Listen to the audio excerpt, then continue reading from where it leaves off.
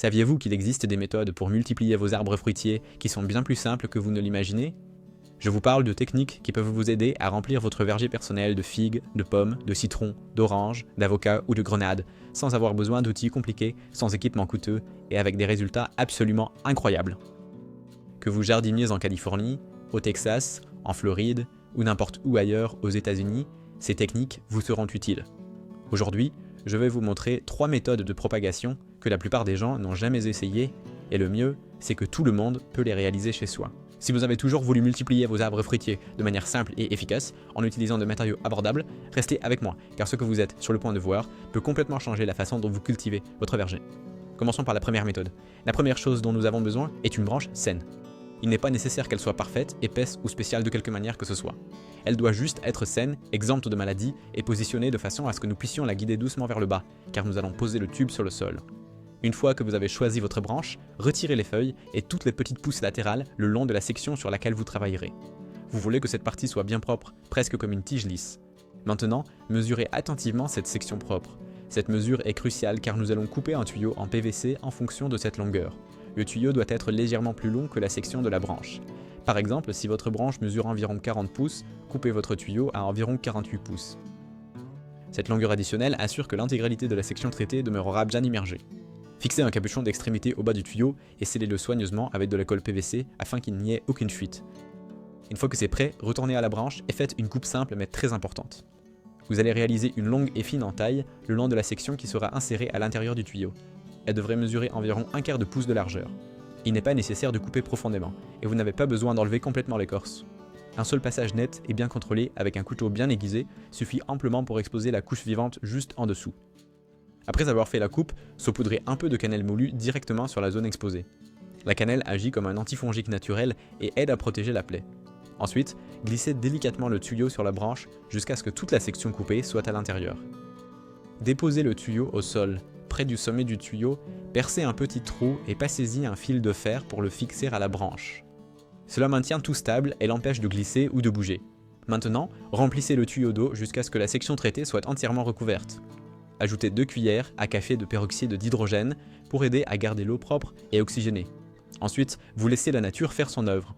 Après environ 3 semaines, parfois un peu plus selon la météo et la variété d'arbres, la magie opère. Vous coupez la branche de l'arbre mère et retirez délicatement le tuyau. Ce que vous verrez est incroyable. Toute la section traitée sera couverte de racines. Des racines blanches, saines et fortes, poussant tout le long de cette coupe.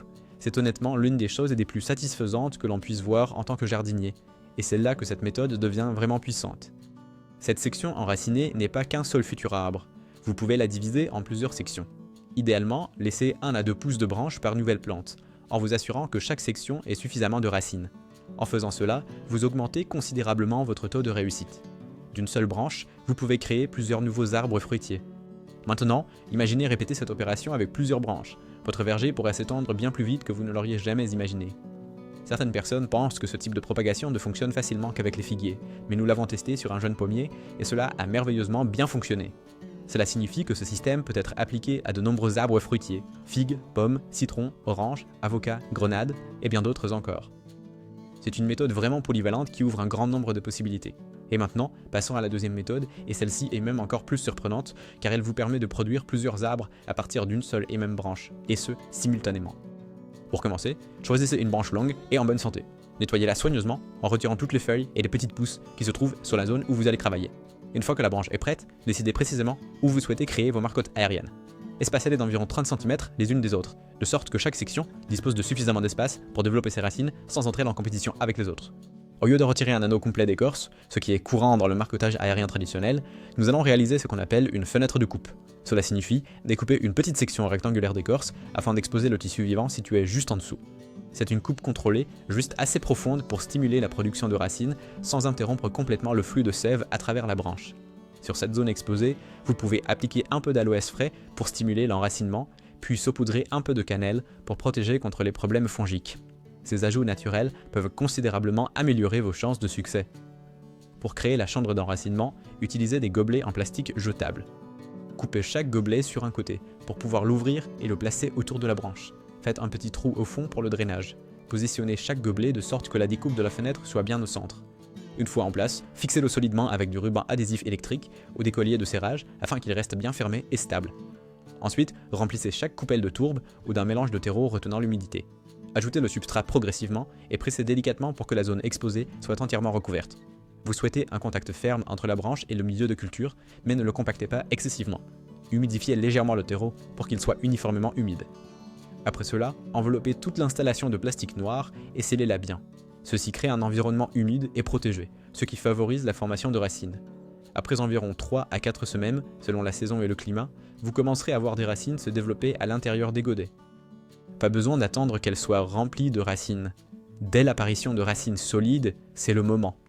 Coupez la branche de l'arbre mère, puis séparez chaque section avec soin.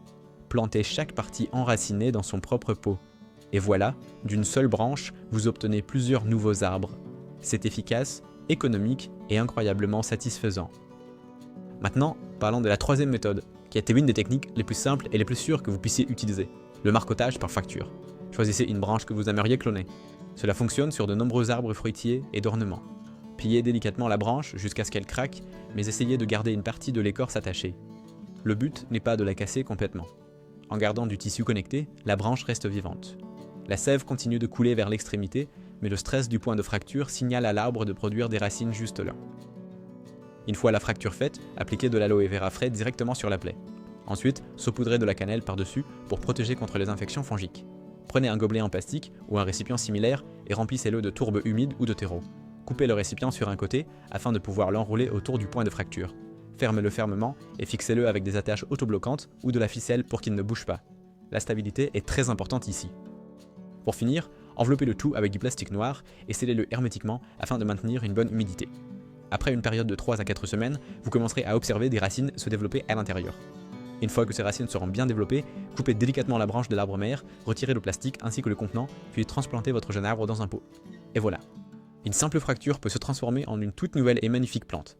Ces 3 méthodes sont toutes très pratiques, abordables et étonnamment accessibles. Ils ne nécessitent pas de serre ni d'équipement professionnel, juste de la patience, de l'attention et la volonté d'expérimenter. Et avant de conclure, je tiens sincèrement à vous remercier d'être ici. Chaque technique comme celle-ci vient de tests, d'essais et de beaucoup d'expériences pratiques afin que vous puissiez l'apprendre de la manière la plus simple possible. Si cela vous a inspiré à essayer de propager vos propres arbres fruitiers, partagez-le avec un autre jardinier et continuez à construire ce verger de jardin. On se retrouve dans la prochaine.